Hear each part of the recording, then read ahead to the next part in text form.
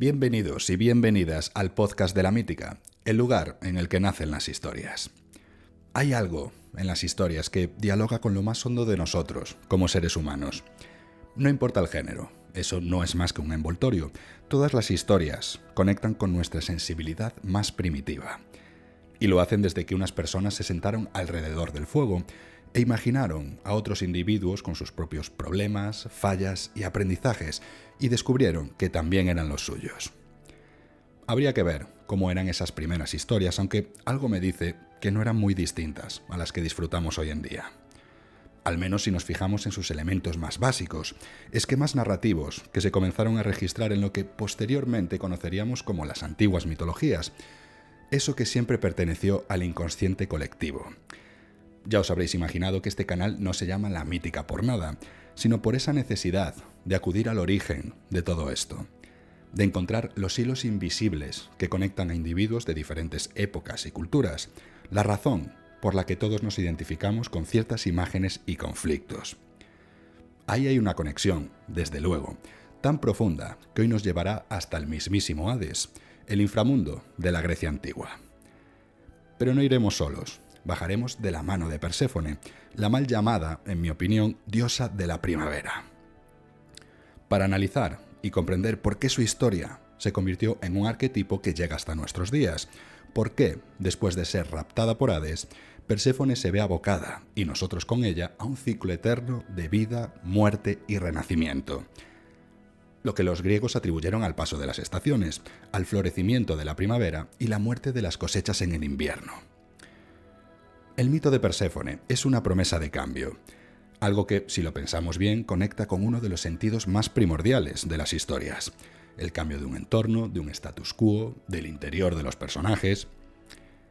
Esto es lo que vamos a ver hoy. Vamos a intentar extraer los símbolos y esquemas más importantes del rapto de Perséfone, analizar cómo se manifiesta en algunas historias que todos conocemos y sobre todo ver cómo podemos aplicar este arquetipo a nuestras propias historias. Soy Gonzalo Blanco, comenzamos.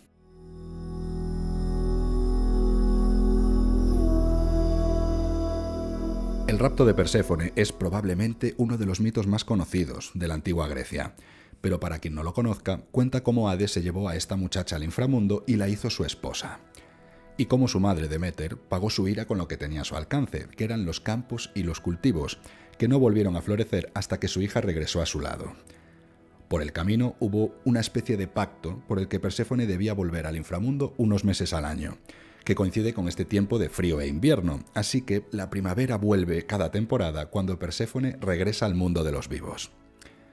Pero mejor que yo os puede contar esta historia Edith Hamilton, una de las folcloristas más importantes del siglo XX, autora de mitología y de muchos otros ensayos sobre cultura clásica.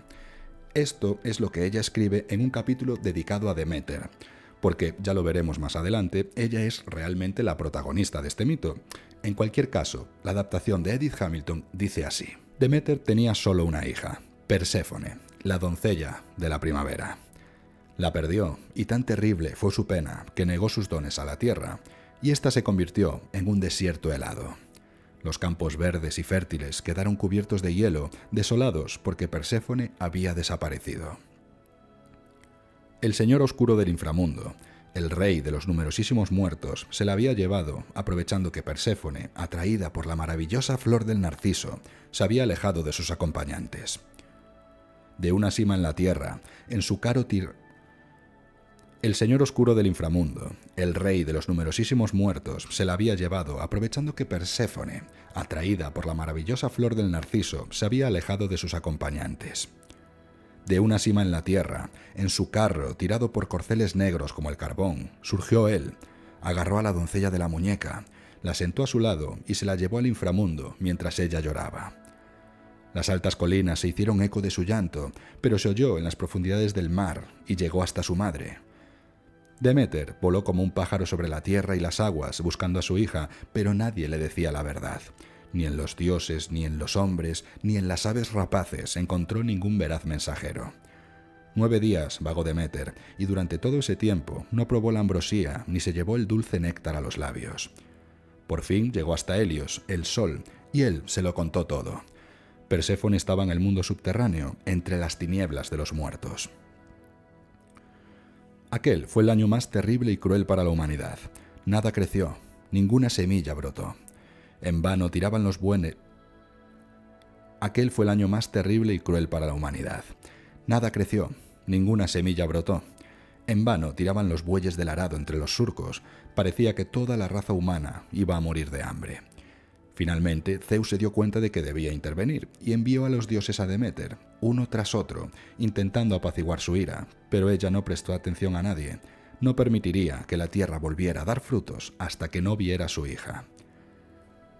Zeus se dio cuenta entonces de que era su hermano quien debía ceder, y pidió a Hermes que bajara al inframundo y le ordenara a su señor que dejase a Perséfone volver con Deméter.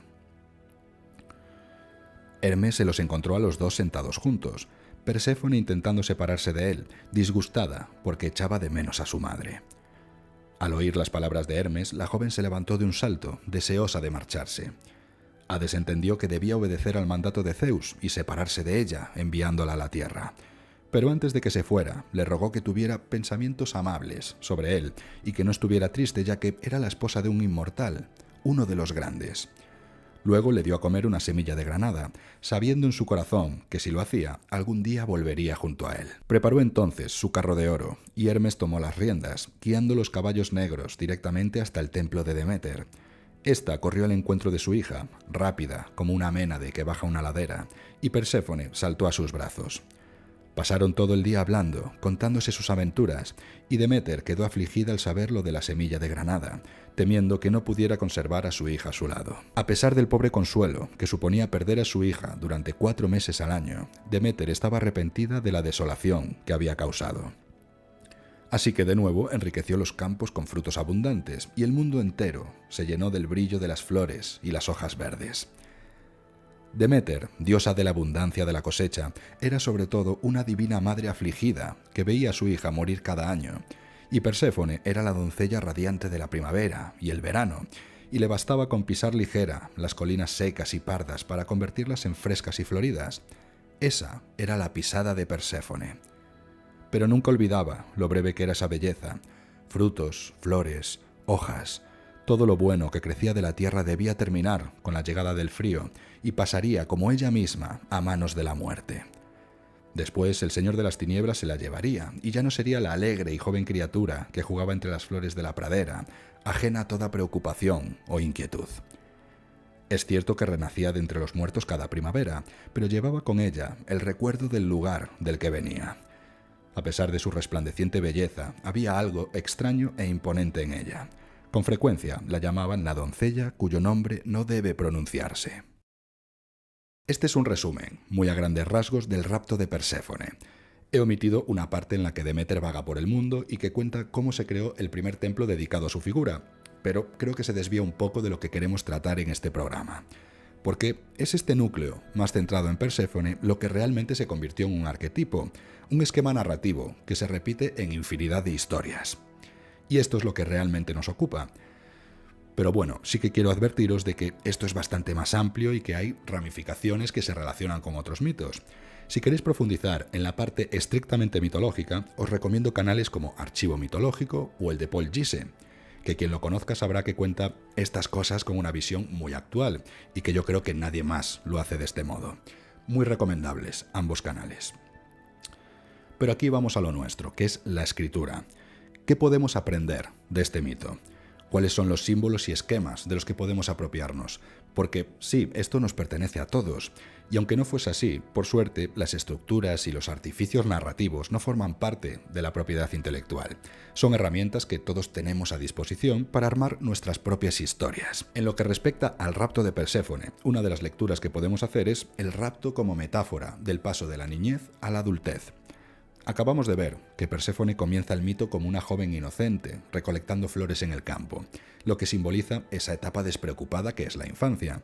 Y el secuestro de Hades, con esa imagen tan potente de sus caballos negros surgiendo de la tierra, pues representa la irrupción de lo desconocido, el mundo adulto que se impone sobre la seguridad de la niñez.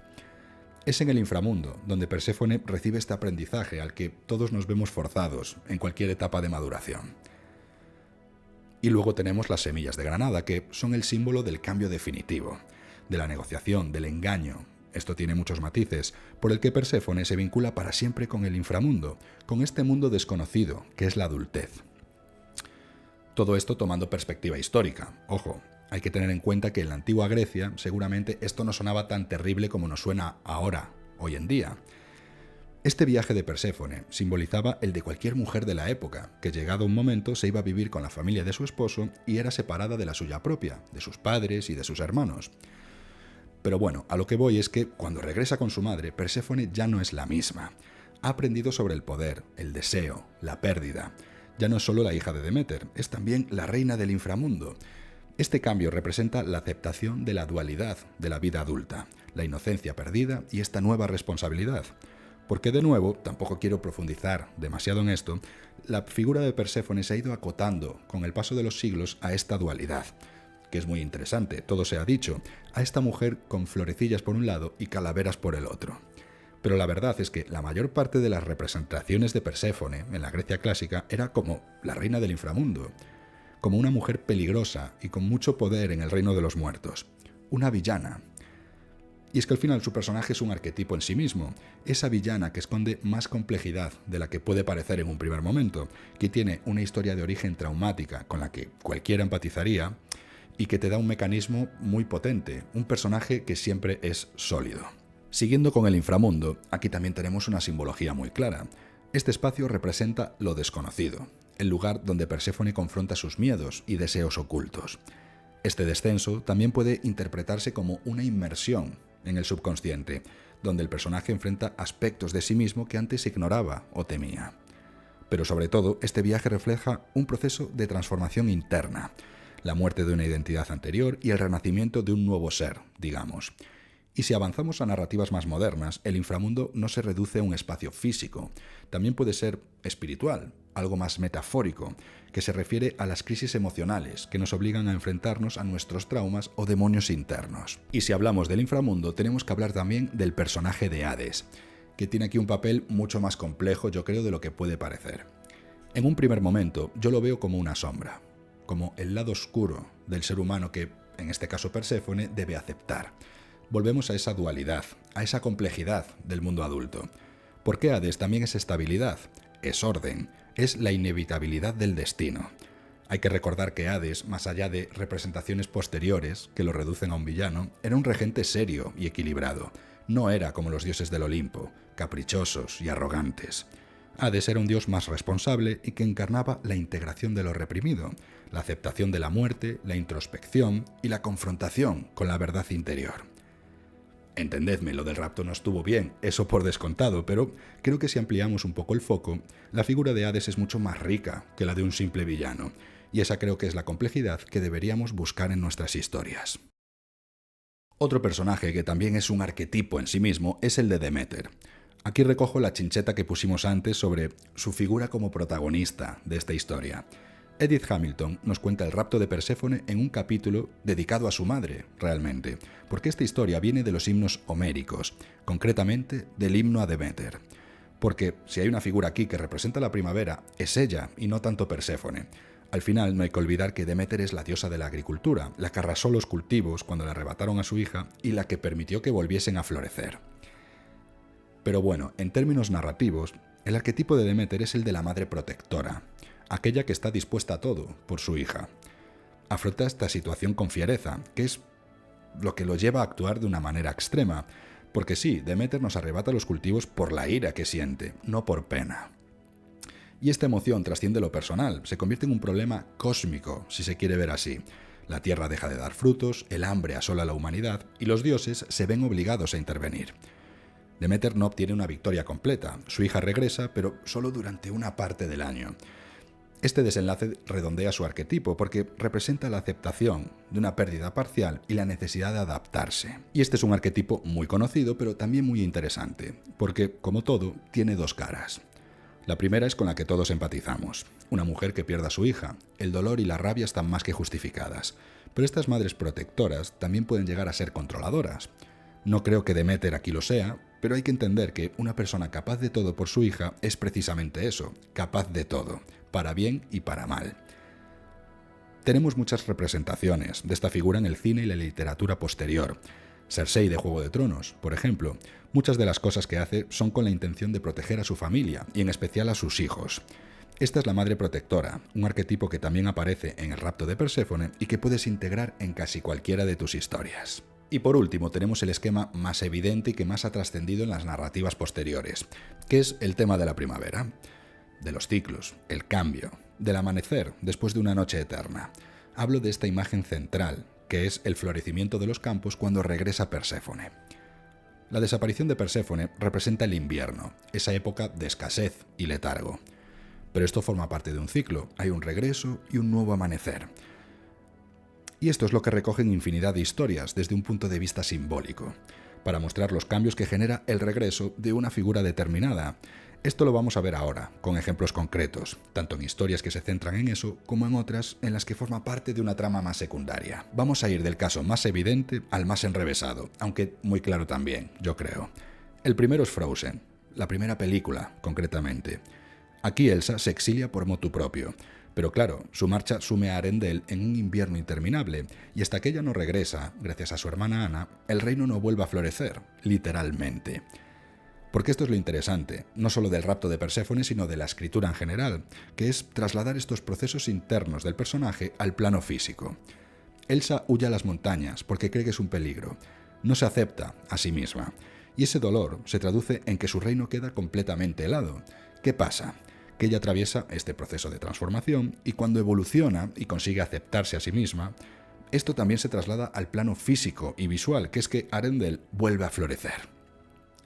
Una vez más estamos hablando de un cambio que se evidencia, como yo creo que debe hacerse, en el entorno que rodea a los personajes. Otro caso, y además confirmado por el propio autor, es el episodio 4 de Star Wars, Una nueva esperanza. Me refiero al secuestro de Leia por parte de Darth Vader. Este es el suceso que detona toda la historia, y George Lucas asegura que su fuente de inspiración fue el rapto de Perséfone. Y esto se ve claramente, no tanto en el rapto como en la liberación, en el regreso de Leia. Su figura representa, o más bien, su regreso, esa nueva esperanza para la Alianza Rebelde. Hasta que Leia no vuelve, esta resistencia no se plantea destruir la Estrella de la Muerte. Claro, ella viene con los planos bajo el brazo, que era un poco la misión principal de Luke y Obi-Wan Kenobi, que era llevar los planos que hay en la unidad R2 a Alderaan. La cuestión es que aquí seguimos jugando con esta primavera simbólica. El regreso de una figura determinada genera un cambio. La cuestión es que aquí seguimos jugando con esta primavera simbólica. El regreso de una figura determinada genera un cambio para bien en el entorno. Digamos que la rebelión florece. Esto no es tan evidente como en el caso de Frozen, pero me gusta que veamos lo flexibles que pueden ser realmente estos arquetipos. Siempre lo digo, son símbolos y esquemas que nosotros podemos vaciar de contenido y volver a llenarlos con otro nuevo, que es el que respecta a nuestra historia. Porque este ejercicio de abstracción también está en el último ejemplo que vamos a ver, que es El Señor de los Anillos, concretamente su tercera parte, El Retorno del Rey. El título lo deja muy claro. Aquí tenemos un regreso, una vuelta, en este caso la de Aragorn, como rey de Gondor.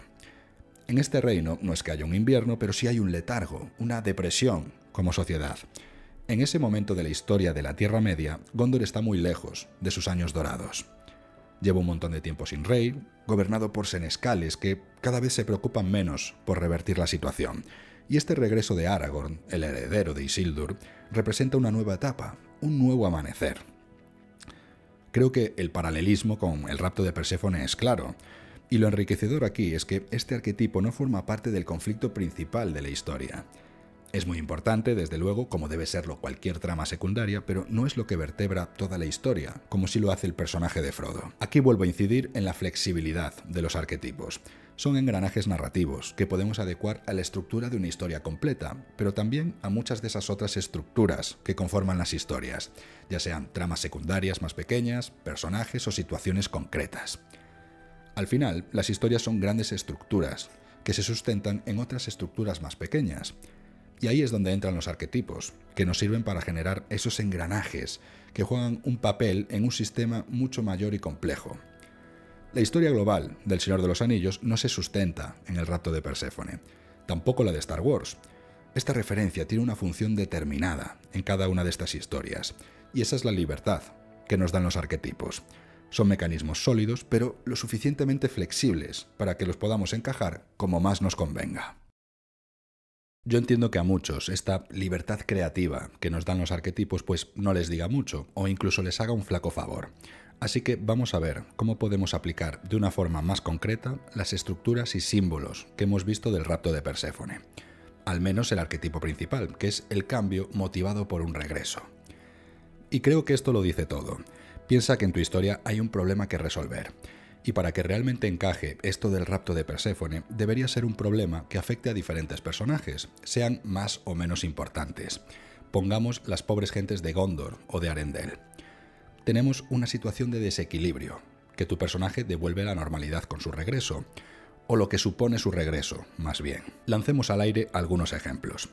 Una inspectora de policía vuelve de su retiro para resolver el caso que trae de cabeza a toda la comisaría. Un padre deja su trabajo en otro país para estar cerca de sus hijos. O podemos poner el foco en el secuestro, en la privación de libertad. Por ejemplo, esa persona que fue encarcelada injustamente y regresa a su pueblo de toda la vida. Aquí a lo mejor nos podemos desviar a una historia de venganza o de adaptación a un nuevo entorno. ¿Y qué tal esa mujer que deja a su marido y vuelve a casa para poner en marcha un colegio en una zona de pocos recursos? Insisto, este esquema tan básico puede conformar la estructura de toda la historia, pero también puede formar parte de una trama secundaria, que después tendrá su impacto en el conflicto principal. Esta policía, que vuelve de su retiro, puede ser la protagonista de la historia, pero también lo puede ser otro inspector de policía, que recibe la ayuda de esta persona. El protagonista también puede ser el familiar de una de las víctimas de este crimen que se intenta resolver. En unos casos, el arquetipo conforma toda la historia, y en otros es como una muleta, algo secundario. Ahí es donde nosotros tendremos que desarrollar el olfato e identificar dónde puede brillar más esta simbología del rapto de Perséfone. Y esto es todo por hoy. Espero que este mito de la primavera os resulte tan evocador como a mí, o al menos que os dé ideas para vuestras historias. No es solo que me gusten los mitos, como buen aficionado a la fantasía, es que creo que son una fuente de inspiración importante. Muchas veces, cuando me siento bloqueado, no sé muy bien qué escribir, acudo a este tipo de historias, porque me dan un marco y una serie de estructuras muy sólidas de las que puedo tirar. Y si crees que esto no es para ti, porque te gusta escribir otras cosas que van más allá de la fantasía, déjame decirte que los mitos son el origen de todo, no solo de lo fantástico y lo maravilloso. Podrías coger una historia de cualquier otro género y encontrar arquetipos y estructuras que vienen de este tipo de mitos. Solo tienes que hacer un ejercicio de abstracción, retirar todo lo superfluo, el envoltorio que le da ese cariz fantástico e identificar los elementos narrativos y dramáticos, porque son comunes a todas las historias. Bueno, no me enrollo más, portaos bien y hasta pronto.